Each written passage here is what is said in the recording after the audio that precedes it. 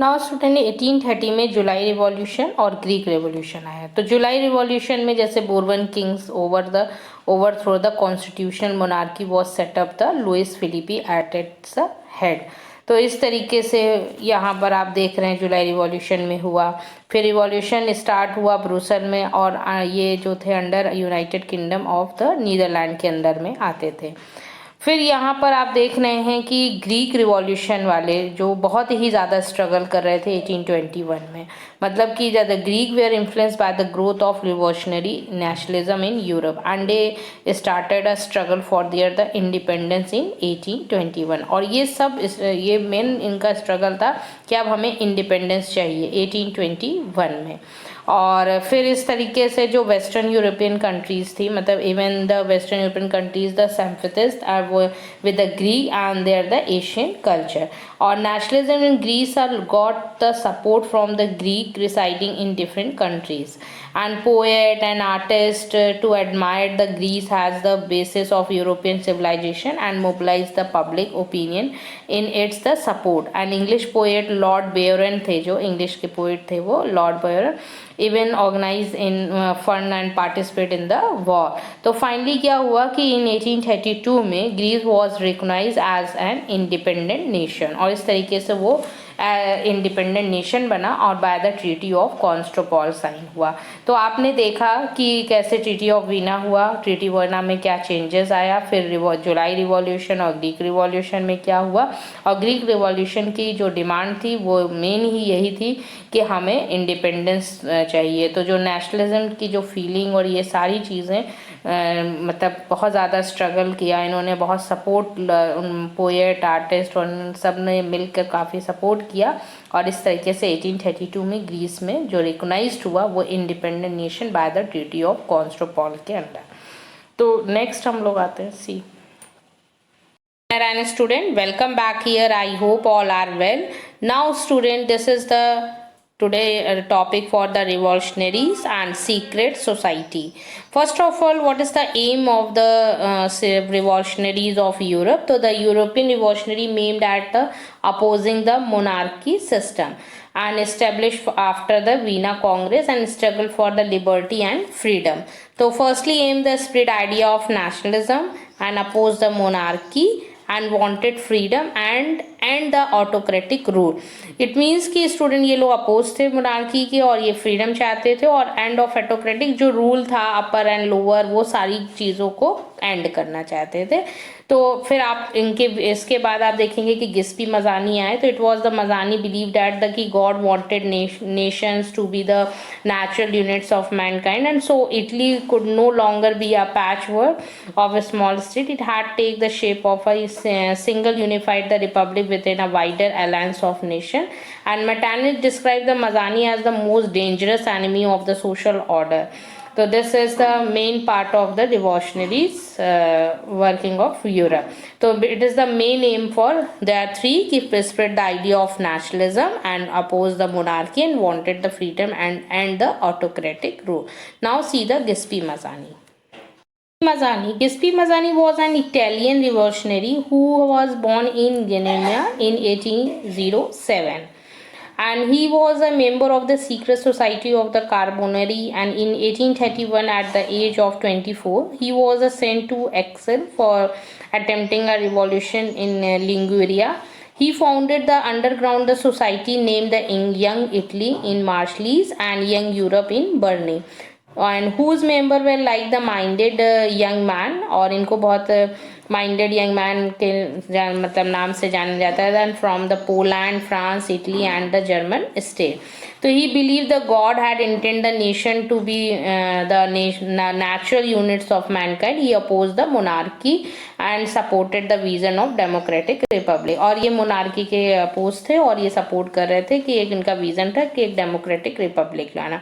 तो firstly Italian revolutionary थे और ये मेंबर ऑफ सीक्रेट सोसाइटी के थे, कार्बोनरी के, और from the two secret society Giuseppe Mazzani were the first Young Italy in Marseilles and Young Europe in Bern. Now student, the Giuseppe Mazzani of the first aim and firstly Italian revolutionary and second member of secret society of Carbonari, And third is the form two a secret society, firstly young Italy in Marshallese and young Europe in Bern, and that is the believed in the unification of Italy. Now let's see student, revolution में जो ideas spread हो रहा था student, firstly liberalism and second is nationalism. And liberalism and nationalism ideas इतना ज़्यादा wide spread हो रहा था कि इसमें जो इटालियन और जर्मन स्टेट और आयरलैंड और पोलैंड थे उनके बीच में भी बहुत ज़्यादा आइडिया स्प्रेड हुआ. फर्स्टली आप देख सकते हैं स्टूडेंट कि जो एजुकेटेड मिडिल क्लास के लोग थे वो ज़्यादा ही इस आइडियाज़ को स्प्रेड कर रहे थे. और यू नो डैट कि वो जस्ट जो न्यू मिडिल क्लास जो liberalism the meaning of freedom for individual and equality for all before the law, और इसी की वो डिमांड कर रहे थे न्यू मिडिल क्लास कि एक ऐसा फ्रीडम हो जिसमें इंडिविजुअल हो, equality for all before the law. तो educated middle class like the teachers, doctor, clerk and industrial, इन सारे जैसे एक सभी लोग एक जो स्ट्रेस फील हो रहा था और सबको लग रहा था एक लिबरलिज्म आएगा और एक नेशनलिज्म आएगा, और इस आइडियाज़ काफ़ी वाइड स्प्रेडली वहाँ पर यूरोप में स्प्रेड हो रहा था. और इसी तरीके से आप नेक्स्ट पढ़ेंगे कि जो लिबरल रिवॉल्यूशनरीज में जो हेड थे कॉन्स्टिट्यूशनल मोनार्की के, जो लुइस फिलिपी थे, head the constitutional monarchy installed by the liberal revolutionary in 1830. तो उन्होंने जो लुइस फिलिपी थे वो हेड थे कॉन्स्टिट्यूशनल मोनार्की के और इंस्टॉल किया था liberal revolutionaries in 1830. Now see, now student 1830 में जुलाई रिवॉल्यूशन और ग्रीक रेवोल्यूशन आया. तो जुलाई रिवॉल्यूशन में जैसे Bourbon kings overthrow the constitutional monarchy was set up the Louis Philippe at its head. तो इस तरीके से यहाँ पर आप देख रहे हैं जुलाई रिवॉल्यूशन में हुआ. फिर रिवॉल्यूशन स्टार्ट हुआ ब्रुसल में, और ये जो थे under United Kingdom of the Netherland के अंदर में आते थे. फिर यहाँ पर आप देख रहे हैं कि ग्रीक रिवॉल्यूशन वाले जो बहुत ही ज़्यादा स्ट्रगल कर रहे थे 1821 में, मतलब कि the Greek were influenced by the growth of revolutionary nationalism in Europe and they started a struggle for their the independence in 1821. और ये सब ये मेन इनका स्ट्रगल था कि अब हमें इंडिपेंडेंस चाहिए 1821 में. और फिर इस तरीके से जो वेस्टर्न यूरोपियन कंट्रीज़ थी, मतलब even the western European countries the sympathist are with the Greek and they are the Asian culture. Or nationalism in Greece are got the support from the Greek residing in different countries, and poet and artist to admire the Greece has the basis of European civilization and mobilize the public opinion in its the support. And English poet Lord Byron थे, जो English के poet थे वो Lord Byron, even organize in fund and participate in the war. तो finally क्या हुआ कि in 1832 में Greece was recognise as an independent nation, और इस तरीके से वो इंडिपेंडेंट नेशन बना और by the treaty of Constantinople sign हुआ. तो आपने देखा कि कैसे ट्रीटी ऑफ वीना हुआ, ट्रीटी वीना में क्या चेंजेस आया, फिर जुलाई रिवॉल्यूशन और ग्रीक रिवॉल्यूशन में क्या हुआ. और ग्रीक रिवॉल्यूशन की जो डिमांड थी वो मेन ही यही थी कि हमें इंडिपेंडेंस चाहिए. तो जो नेशनलिज्म की जो फीलिंग और ये सारी चीज़ें मतलब बहुत ज़्यादा स्ट्रगल किया इन्होंने, बहुत सपोर्ट पोएट आर्टिस्ट और सब ने मिलकर काफ़ी सपोर्ट किया, और इस तरीके से 1832 में ग्रीस में जो रिकॉग्नाइज्ड हुआ वो independent nation by the treaty of Constantinople के अंडर. तो नेक्स्ट हम लोग आते हैं सी, रोमांटिज़म आया. जैसा कि आपने पढ़ा कि बहुत ज़्यादा स्ट्रगल हुआ एक नेशनलिज्म को बनाने के लिए और उनकी फीलिंग लाने के लिए. तो यहाँ पर एक इन्होंने सोचा ऐसे मतलब नहीं लोगों के अंदर आइडिया स्प्रे हुआ है पूरी तरीके से और लोग नेशन स्टेट नहीं बना पाएंगे. तो इस तरीके से इन्होंने सोचा एक रोमांटिज़म आना. रोमांटिज़म मीनिंग होता है स्टूडेंट की a culture movement to develop a particular form of nationalist sentiment.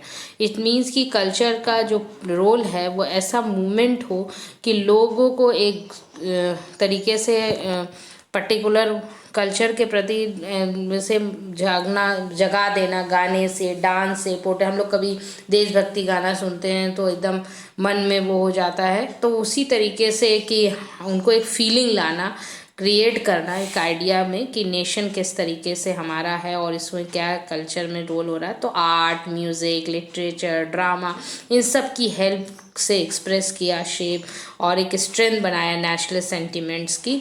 और ये जो रोमांटिक्स वर्ड, ये रोमांटिज्म वर्ड लाया था, ये कौन लाए थे? जर्मन फिलोसफर, और इनका नाम था जॉन गॉडफ्राई।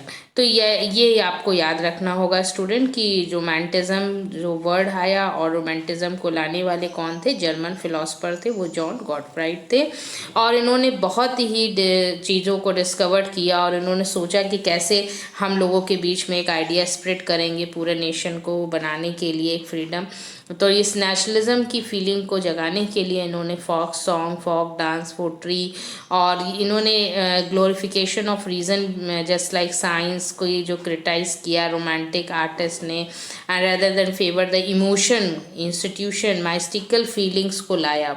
और इन्होंने कहा कि इमोशन से जब लोग जुड़ते हैं तो लोग एक नेशनलिज्म में बूस्ट होंगे, उनके लैंग्वेजेस को और काफ़ी से चीज़ों के तरह मतलब इन्होंने अट्रैक्ट किया और इस तरीके से लोगों में एक नेशनलिज्म की भावनाओं को जगाया।